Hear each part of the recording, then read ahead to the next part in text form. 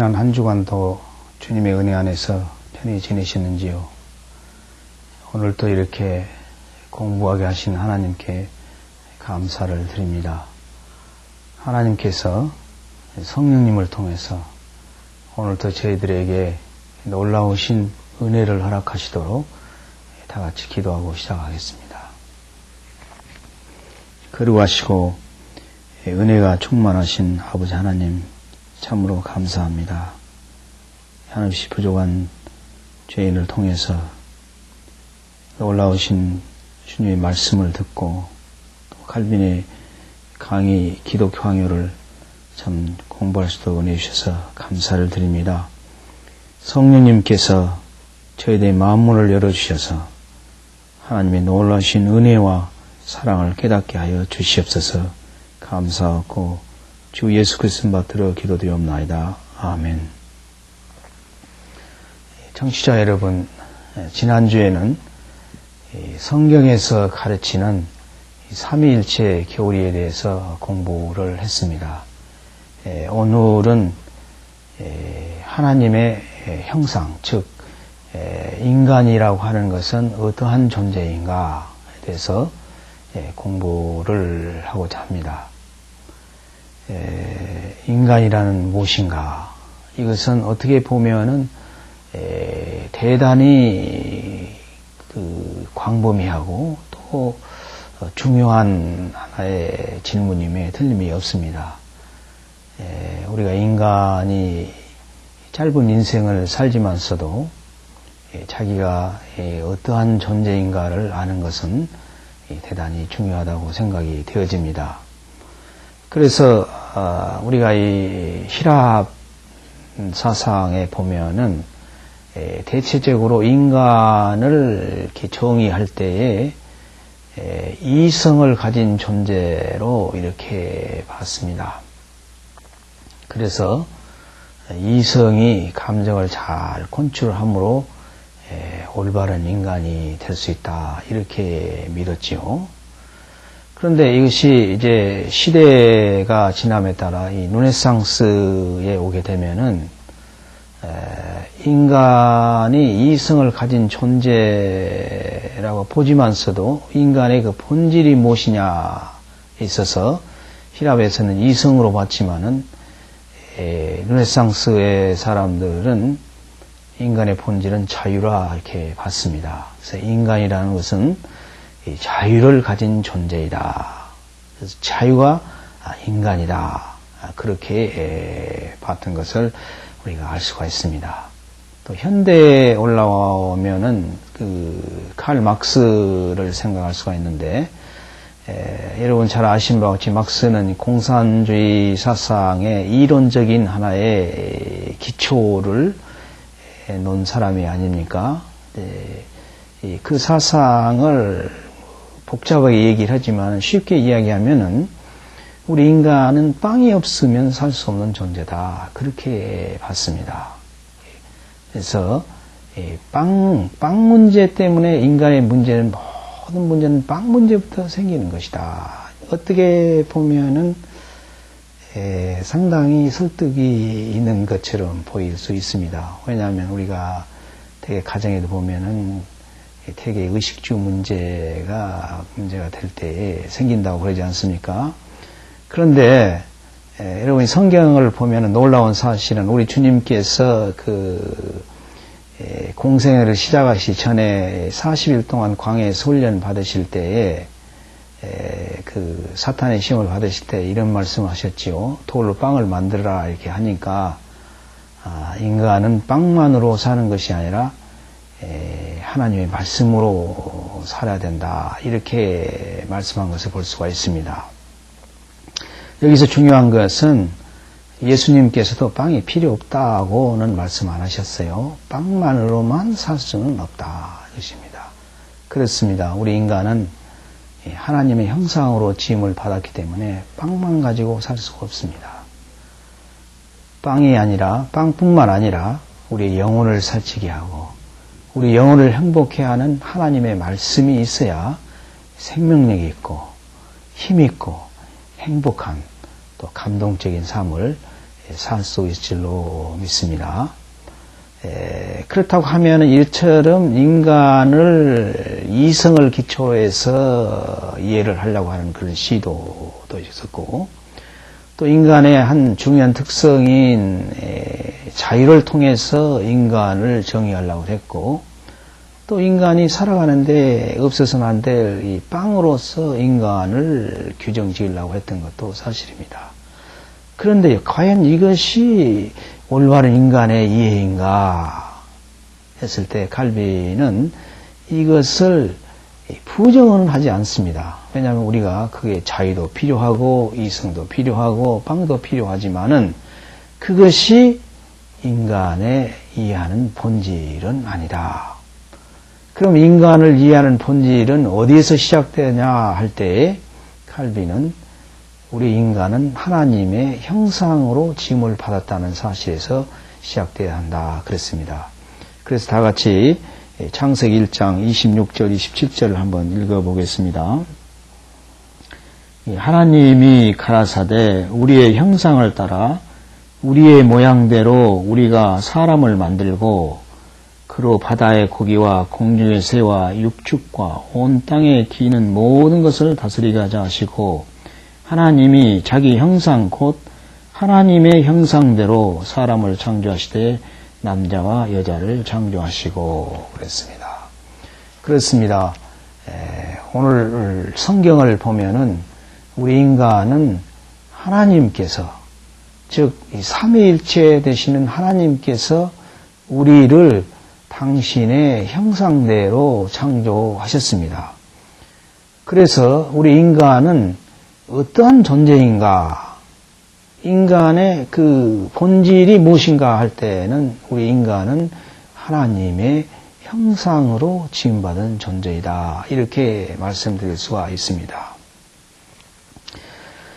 그런데 그러면은 이 하나님의 형상이 뭐냐에 대해서 많은 논란이 있었습니다.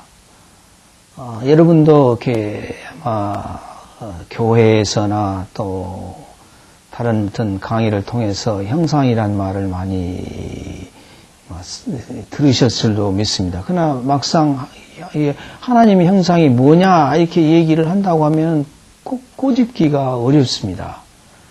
그래서 어떤 사람은 하나님 형상은 이성이다 또 그렇게 얘기하고, 어떤 사람은 오늘 말씀과 같이 다스리는 것이다. 다스리는 것이 하나님 형상이다. 그런데 우리가 여기서 한 가지 분명히 알아야 할 것은 하나님이 태초의 인간을 하나님의 형상으로 창조하시고 남자 여자를 창조하셨다. 이 개념 안에는 다스린다는 개념이 없습니다. 하나님께서 사람을 다스리라고 하나님 형상대로 창조하신 것이 아니고 하나님께서 종류대로 지으신 이 모든 것을 다스리도록 하셨습니다. 그럼 우리 인간은 어떻게 살아야 되는가? 우리 주님께서 우리 인간은 서로 섬기면서 살아야 된다. 그렇게 말씀하셨습니다.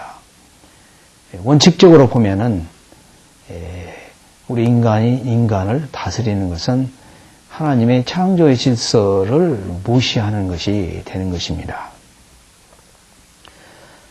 그렇다고 하면은 이 하나님의 형상이 무엇인가 대해서 여러 가지로 생각할 수가 있습니다. 영어로는 the image of God 그러는데 우리가 그러잖아요. 교회도 잘 되려면 교회 이미지가 좋아야 된다. 그렇게 말씀하는 사람이 있고, 또 사람도 이렇게 볼 때 저 집사님은 참 이미지가 참 좋다. 또 우리가 나쁜 사람을 이야기할 때는 저 사람 이미지는 정말 좋지 않다. 이렇게 얘기를 한 것을 볼 때 이미지 메이킹 하는 것이 대단히 중요하지요. 그래서 교회가 이미지 메이킹을 어떻게 하냐에 따라서 상당히 그 중요한 사실을 알 수가 있습니다. 아마 이 경동교회 하면은 예수님을 지극히 사랑하고 또 성도와 서로 섬기며 사랑하는 교회다. 이렇게 이미지 메이킹이 된 줄로 믿습니다. 또 또 그런 교회로 계속해서 성장하게 하실 줄 믿습니다.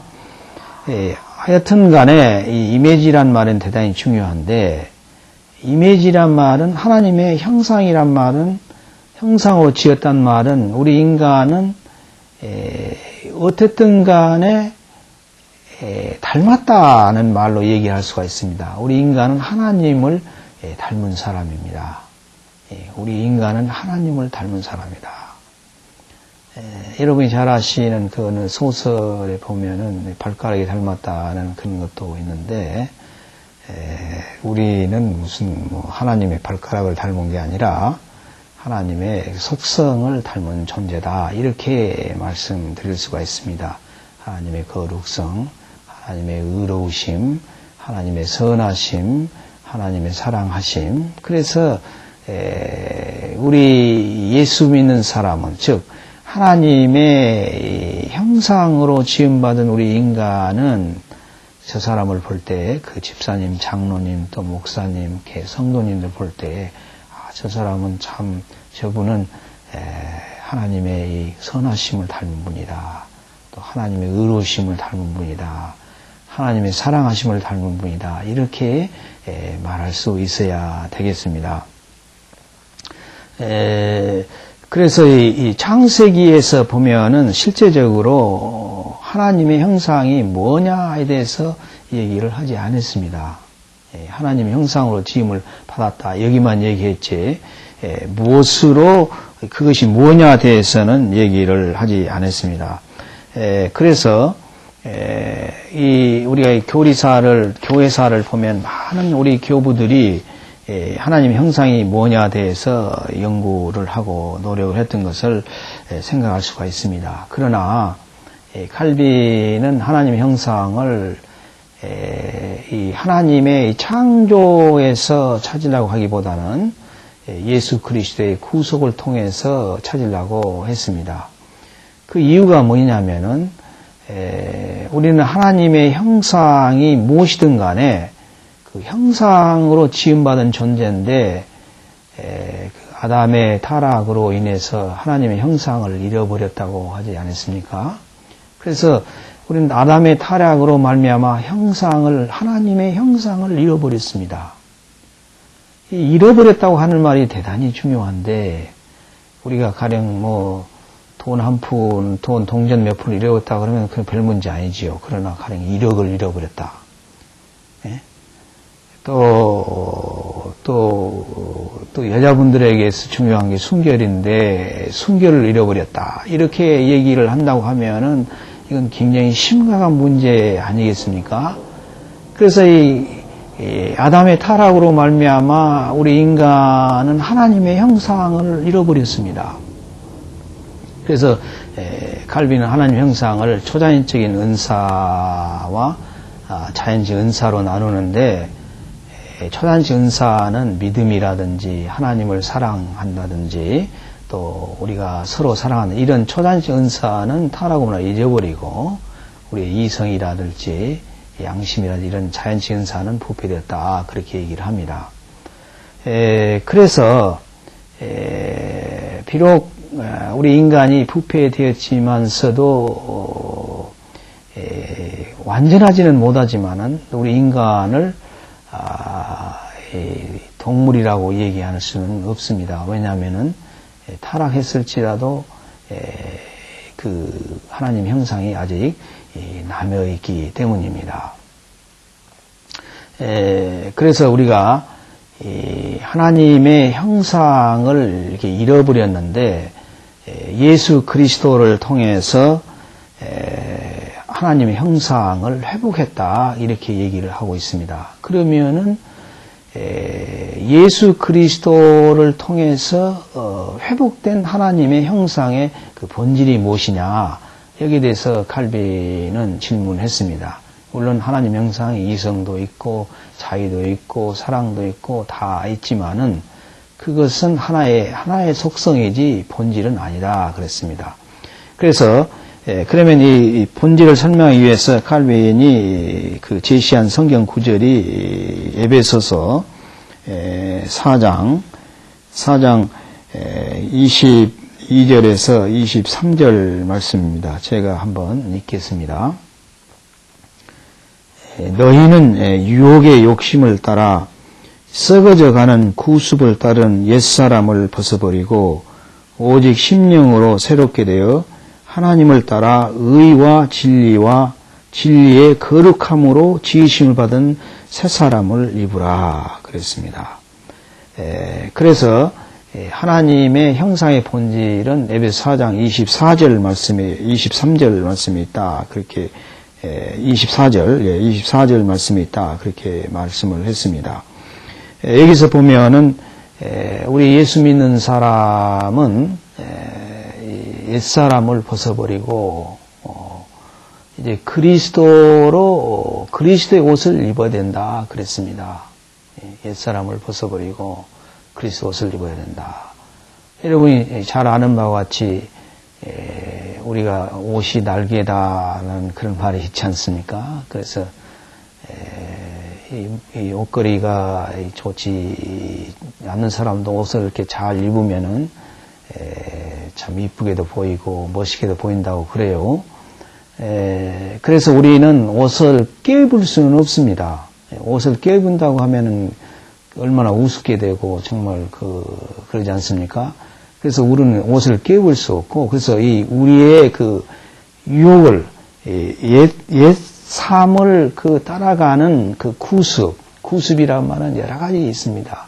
세상 사람이 사는 사람들의 습관, 삶의 스타일. 예전에 우리도 예수님 믿기 전에는 그렇게 살았지요. 그것을 다 벗어버리고 이제 새 옷으로 갈아입어야 되는데 그것이 그리스도의 옷입니다. 그리스도 옷을 갈아입어야 되는데, 그러니까 우리는 예수 믿는 사람은 이제 그리스도의 옷으로 갈아입은 사람들입니다. 그리스도 옷 하니까 그리스도 옷이 어떻게 생겼는가 아마 살려고 하는 사람이 있겠는데 이건 살 수는 없습니다. 살 수는 없고 예수님을 믿음으로 우리가 그 옷을 입을 수가 있어요. 그러니 얼마나 좋습니까? 아마 예수님 옷이 이 세상에 만약에 실제로 있다고 하면은 아마 얼마나 비쌀지 가히 짐작할 수가 없습니다. 근데 믿음으로 예수님 옷을 입은다고 생각하니 참 기쁘고, 우리는 누구나 다 예수 믿으면 예수님의 옷을 입을 수가 있어요. 그런데 예수님 옷이 어떤 옷이냐 하면은 여기서 보면 의와 진실한 의와 거룩한 옷이다 그랬습니다. 여기서 의라고 하는 것은 인간 상호 간의 관계성을 얘기합니다.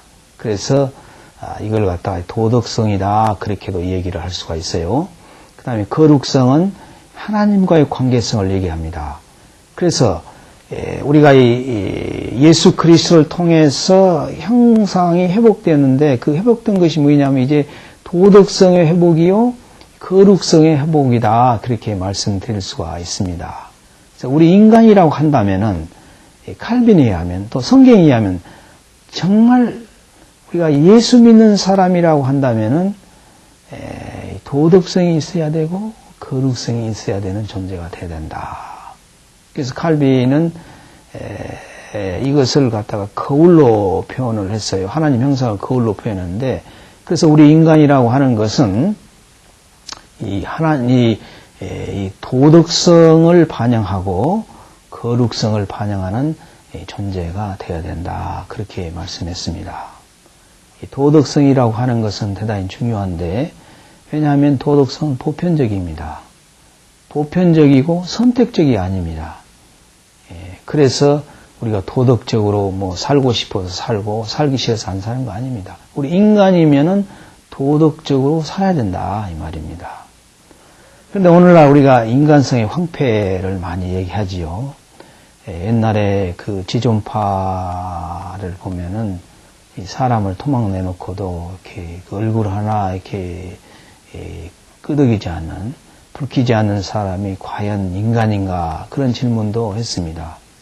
우리 아버지가 아들을 죽이고 아들이 아버지를 죽이고 청부살인을 하고 이런 돈 타먹기 위해서 자기 다리를 자르고 이건 도덕성의 황폐입니다.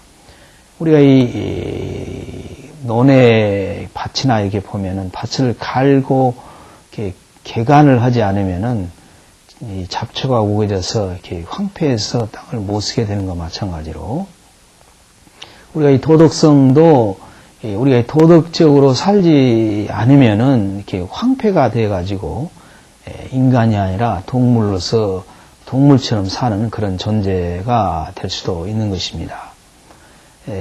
그래서 우리가 도덕적으로 우리가 인간성의 회복을 이야기할 때에 많은 사람들이 한때에 그랬어요. 고전을 읽고 뭐 명심보감을 읽어야 된다 그러는데 물론 명심보감을 읽어서 나쁠 일은 없지요. 그러나 오늘 강의에서 보는 것처럼 인간이 된다고 하는 것은 도덕성의 회복만을 통해서 되는 건 아니다 이 말이에요. 도덕성을 회복함과 동시에 거룩성을 회복해야 되는데 이것은 하나님과의 관계성에서 성립된다 그랬습니다. 하나님과 관계성. 그래서 다시 말하자면은 하나님을 믿어야 된다는 사실입니다. 그래서 오늘날 진정으로 우리가 이 인간의 도덕성을 회복하려면은 어디서 시작해야 하냐면은 고전을 읽고 명심보감을 읽는 데서 시작되는 것이 아니라 예수 그리스도를 믿는 데서 시작된다고 볼 수가 있습니다. 이런 점에서 볼 때 우리 교회의 사명이 얼마나 중대하고 큰 것을 볼 수가 있습니다. 우리 교회가 사회적인 책임이라고 하는 것은 우리 어떤 형사적인 책임을 지는 것은 아니지만은 우리가 예수 그리스도를 전도하지 못한 데서 오는 결과란 사실을 깨달을 때 우리 예수 믿는 사람도 한 번쯤은 하나님 앞에서 회개하는 심정으로 우리가 다시 전도의 불을 붙여야 되겠습니다. 그래서 올바른 인간이 되려고 하면은 도덕성만 회복해갖고는 되지 않습니다. 이 거룩성, 하나님과의 관계성을 회복해야 되는 것입니다. 근데 이 문제는 이 거룩성을 이야기를 할 때에 우리가 나는 거룩합니다. 나는 의롭습니다. 이렇게 얘기를 할 수가 없습니다. 나는 거룩하지 않습니다. 나는 의롭지 않습니다. 이 회개하는 심정으로 우리는 거룩성을 이야기할 수밖에 없다. 그래서 우리는 하나님을 믿음으로 우리가 거룩해질 수다 그랬습니다. 성경에서 보면 나도 거룩하니 내가 거룩하니 너희도 거룩해라 그랬습니다. 우리 인간은 거룩한 존재가 아닙니다. 부패된 존재지요. 부패도 부분적인 부패가 아니라 전적으로 부패된 존재이지만은 예수 그리스도를 믿음으로 하나님께서 이제 우리에게 도덕성과 거룩성을 회복시켜 주시고 도덕성과 거룩성을 반영하는 거울로서 이 세상에서 살게 하셨습니다. 얼마나 하나님의 놀라우신 축복인지 알 수가 없습니다. 또 우리가 한 가지 생각해 볼 수 있는 것은 하나님의 형상으로 지음받았기 때문에 우리에게 주어지는 중요한 하나의 열매 혹은 축복이 있습니다. 인간의 존엄성이 어디에 있는가? 우리가 얘기할 때 인간의 존엄성은 우리가 인간이기 때문에 존엄성이 있는 것이 아닙니다. 하나님의 형상으로 지음을 받았기 때문에 우리가 존엄성이 있는 거예요. 제가 미국에서 공부할 때 양로원에서 제가 일을 상당히 많이 했습니다. 1년 한 1개월 일을 했는데 거기에 가보면은 별하별 종류의 많은 사람들이 있습니다. 어떤 사람은 존경할 만한 대상이 있는 사람도 있는가 하면은 어떤 사람은 그렇지 못한 사람이 있어요. 그 욕창이 이렇게 나 있기 때문에 그것이 굉장히 아프다고 그래요. 그래서 이제 그 기저귀를 갈아주려고 이렇게 가면 아프기 때문에 제가 발로 친 적도 많은데 발로 차는 사람을 인간이라고 얘기를 할 수 있을 것인가? 그렇게 질문할 수 있지 않겠습니까? 그런데도 발로 차지만은 내가 찰 수 없는 것은 이 노인이기 때문보다는 하나님의 형상으로 집은 인간이기 때문에 그런 것입니다. 또한 그게 코마 상태에 있는 사람들이 많은데 그런 사람들 볼 때 과연 우리가 이런 분들에게 밥을 먹이고 닌기를 꽂아서 살려야 할 가치가 있는가? 경제적으로 한번 따져봅시다. 이건 참 죄송스러운 얘기지만 우리가 경제적으로 그런 분들을 생각할 때 과연 가치가 있겠는가? 상당히 의문시 될 때가 있습니다. 그럼에도 불구하고 우리가 죽는 순간까지 닌기를 꽂고 보살피는 것은 이 하나님의 형상으로 지음을 받았기 때문에 그런 것입니다. 그래서 진정한 인간의 존엄성은 하나님의 형상에 있습니다. 그래서 이 창세기 9장 6절에 보면 사람의 피를 흘리지 말라 그랬습니다. 흘리면 반드시 피를 흘리게 될 것이다. 왜냐하면 우리 인간이 하나님의 형상으로 지음을 받았기 때문입니다. 궁극적으로 우리 인간이 인간을 죽일 수 있는 권리가 없습니다. 그래서 요즘 소위 사형 폐지 제도라고 하는 그런 문제가 대두되기도 하죠. 어쨌든 간에 인간의 존엄성은 하나님의 형상에 있다는 사실을 우리가 깊이 받아들여야 되겠습니다. 둘째로 또 생각해 볼 수 있는 것은 우리 인간이 하나님의 형상으로 지었다는 사실을 생각할 때에 인간을 보는 견해를 바꿀 수가 있습니다. 저 사람이 잘났든지 못났든지 잘 살든지 못하든지 지위가 있든지 없든지 간에 또 가치가 있든지 없든지 간에 인간입니다. 인간의 대우를 받아야 됩니다. 왜냐하면은 그들도 하나님의 형상으로 지음을 받았기 때문인 것입니다. 이처럼 우리가 하나님의 형상으로 지음을 받았다는 사실이 얼마나 축복이고 또 그리스도를 통해서 하나님의 형상을 회복케 하셨다는 하나님의 놀라우신 사랑과 은혜를 생각할 때 정말 찬송을 하며 하나님께 감사를 드리지 않을 수가 없습니다. 이제 강의를 마무리하려고 합니다. 과연 인간이라는 어떤 존재일까요? 이성을 가진 존재일까요? 자유를 가진 존재일까요? 빵 없이는 살 수 없는 존재일까요? 물론 이것이 타당성이 없는 것은 아닙니다. 그러나 진정한 인간의 본질은 우리가 하나님의 형상으로 지음을 받았다는 데 있는 것입니다. 그러나 아담의 타락으로 말미암아 우리는 우리의 순결성을 잃어버렸습니다.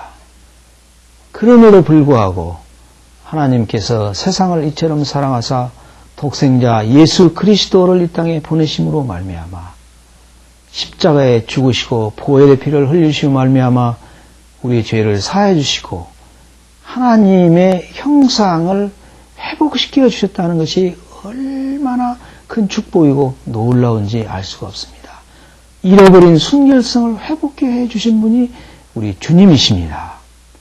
그래서 이제는 우리가 이 하나님께서 예수 그리스도를 통해서 회복해 하신 도덕성과 거룩성을 반영한 거울로서 매일 살아야 되겠습니다. 이렇게 살기 위해서는 그냥 되는 것이 아니라 자기 부인과 십자가를 지는 생활이 필요한 줄 믿습니다. 다 같이 기도하겠습니다.